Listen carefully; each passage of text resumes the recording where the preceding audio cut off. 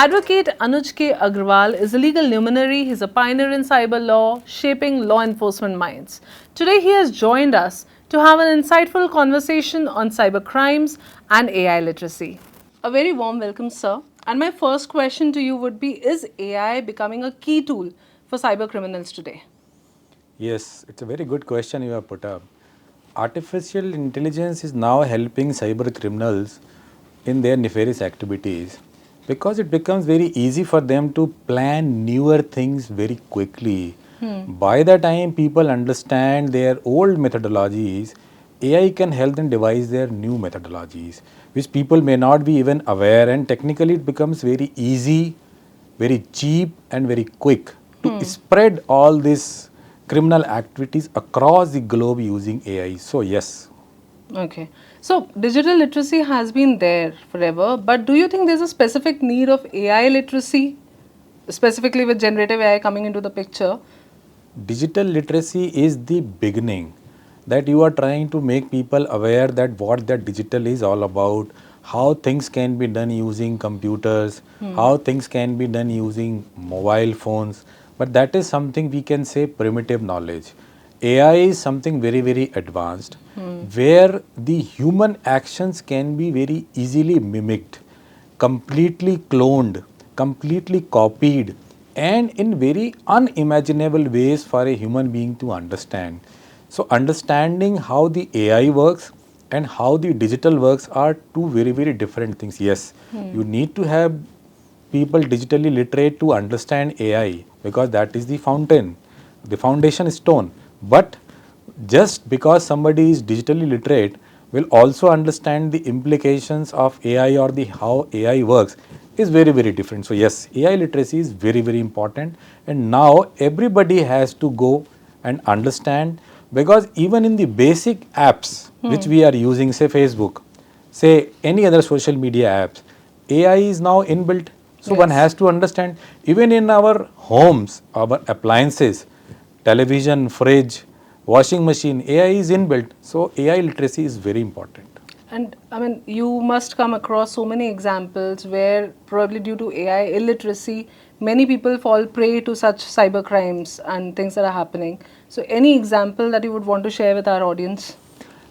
You see, a lot of crimes are happening through phishing, where somebody known calling you, a relative calling you, or a friend calling you, and asking for help, or a criminal calling you saying that, look, your family members, your daughter, your sister is in our captivity, and then suddenly you hear a scream or a conversation which you can very well relate to your friend or your relative, which is actually AI generated.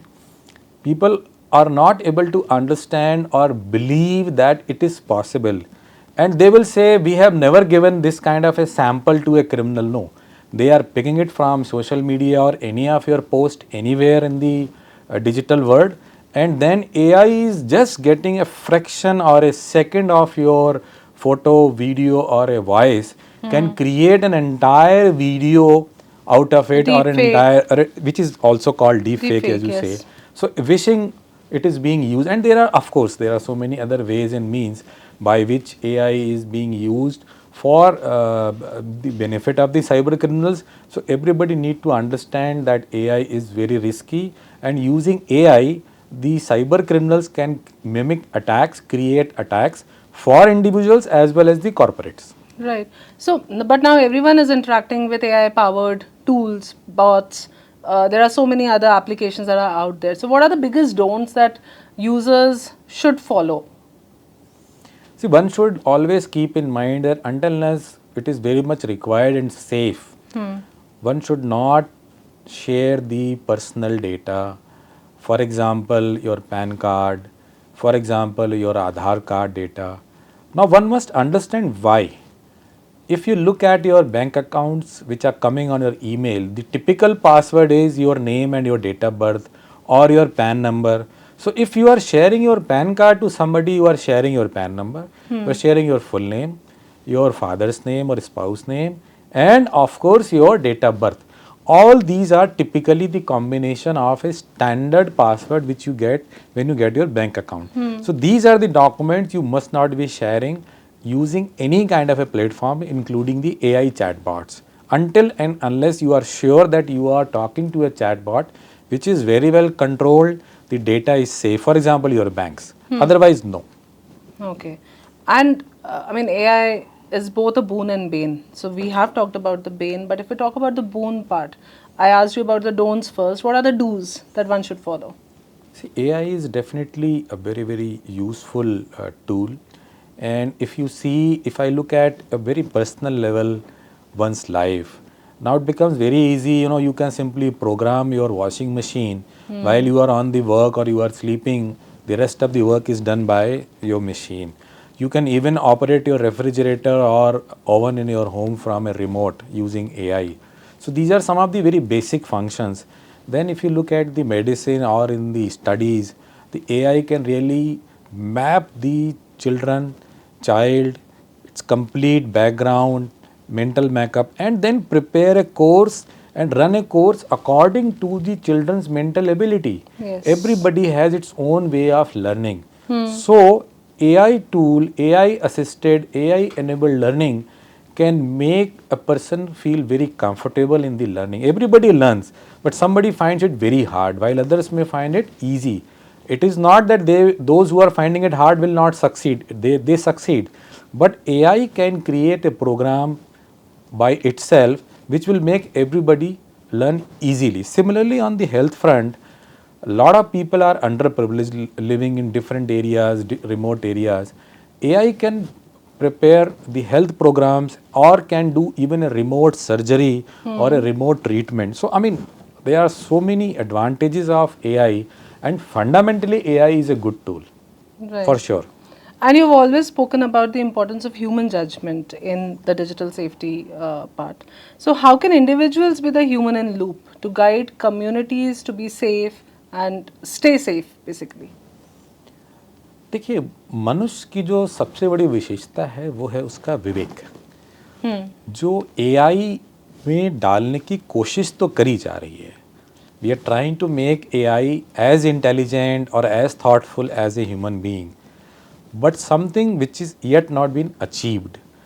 So that discretion, which is a great faculty of human being, I think this is something which will always remain.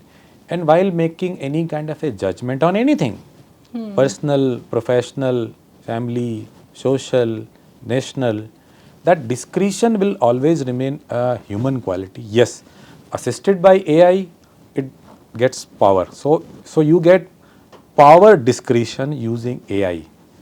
Human will not be replaced, but AI can be very judiciously used, and human discretion can become more powerful, more useful, more socially impactful. Right.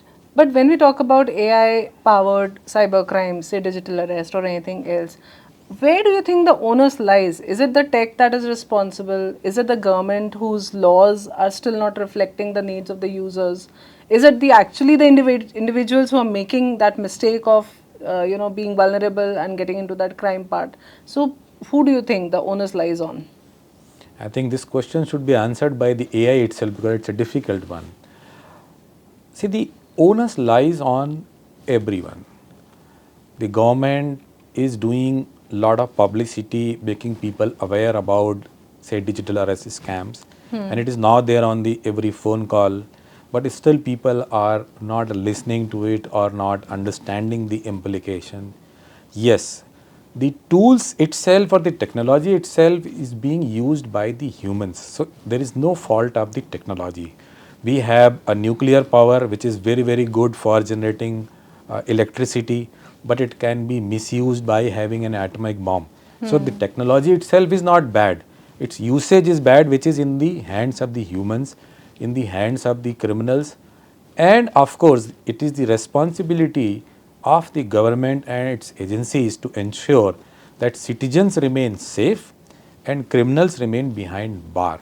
So the law has to be not only tough enough on the criminals, it has to be quick enough so that whenever they are caught, they are quickly prosecuted and then put in jail for a longer term so that it becomes a deterrent for prospective criminals. So AI per se is not bad, but yes, its loose use or its use being allowed by criminals has to be stopped, and that is the responsibility of the government as well as its agencies. So the new laws are already being framed. There are many data and privacy laws that are coming up. Anything specific that you wish for in the amendment in the law part that can probably help in whatever you just said right now? See, for AI, the existing laws will not suffice because they have been designed keeping in mind the human ingenuity. Now, AI is a completely different word altogether. These laws are like conceived some 150 years ago when even the digital was not there. Yes. And now their digital version has been proposed as the new law. In EU, European Union, if you see, they have now put a complete law dealing with AI, separate law, separate thought process, because you cannot think traditionally and deal with something very, very new as AI. So, for dealing with AI, the laws have to be completely new, and new does not mean a new law only, with a new thought, new challenges, a complete new virtual world, the challenges and interaction with humans, where not only the young and literate are dealing, even the old and not so old are also dealing. So it has to be a very complicated, very different thought process, but yes, a new law has to come. Right. So if we don't scale AI literacy, we were talking about AI literacy in the beginning. If we don't scale AI literacy now, what kind of future risks do you foresee? See, there are two kinds of risks. Number one, if we are not increasing the AI literacy, the positive usage of AI will not be widespread. So our people, 140 crores we are today, will be left behind. While the world will move ahead with usage of AI in a more positive ways, more different ways, the world will take advantage of AI, we will not be able to take. And the second, of course, that since we are not AI literate, we are not aware about the pitfalls of the AI or the criminals using AI, of course we will become more and more victim. So it will look like as if AI is itself is a villain. Yes. While it is the lack of literacy and the lack of appropriate laws which are creating the nuisance or the problem. So it is very, very important that we as a country, as a society, immediately and at a very fast pace go and learn AI so that we can use it positively and not left behind the world, and avoid the criminal activities, avoid the pitfalls, avoid the negative impact of the AI which are likely to befall on me, you, anybody can be a victim. So I think it's very, very important, and we cannot wish away that okay, leave AI, why should we get into AI, there are a lot of things already we have. No, the world is moving, the technology is moving, so I and you are only a cog in the wheel. We cannot be different than the movement of the wheel. If the world is moving, the technology is moving, we will have to move ahead, move along with the technology and be on the top. Right. So if we talk about the frameworks, the targeted curriculums, the AI literacy frameworks that we were talking about, how should they be designed keeping specifically in mind the cyber related frauds and things that are happening nowadays? Specific frameworks, what should be included in the curriculums? I think we must, from the very beginning in the schools itself, start telling everybody that what is cyber hygiene, which means as we drive on the road, there are certain rules and there are certain etiquettes we follow to avoid a possible accident. Not everybody meets an accident every day. No. Similarly, when we are on the digital highway, what should we do and what should we not do as a rule, as a discipline. If that discipline is taught to everybody, and children are the best, because once we learn something at the early stage, it remains with us throughout the life, and that's the right time. If the children understand the digital etiquettes, digital discipline, that they are very much now on a highway. You can actually feel everything while in the digital world. You can do a car race, you can actually create an avatar and you can feel yourself being flying. So that discipline, that curriculum will be included, and if they start understanding the pitfalls, the good things as well not so good things, I think we will all be digitally safe and of course on the taking the AI as a positive development. So yes, AI is both a boon and bane, and we Yes. should be careful about that.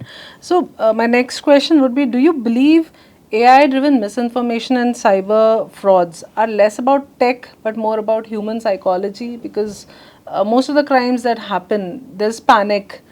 There are different psychological behaviors that leads to those crimes. Digital arrest: someone is being kept in digital arrest for 60 hours. That sounds very different. I mean, how can someone be in digital arrest for 60 hours unless they have panicked or there are more emotions beyond that thought? So, what would be your say on this? Very good question you have put actually. But if you look at the war psychology or the criminal psychology, since ever, this has been used, the fear as well as, allurement. These are the two elements which are inherent in any human, very basic. And all these criminals had been using it since time immemorial. Only the means now have changed and they have become now digital in nature.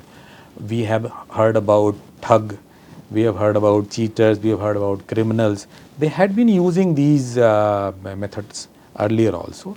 But now it has become sort of easier for them sitting remotely, calling on the phone or on the video and making fool of people using, of course, AI as a technology, the latest addition in their arsenal.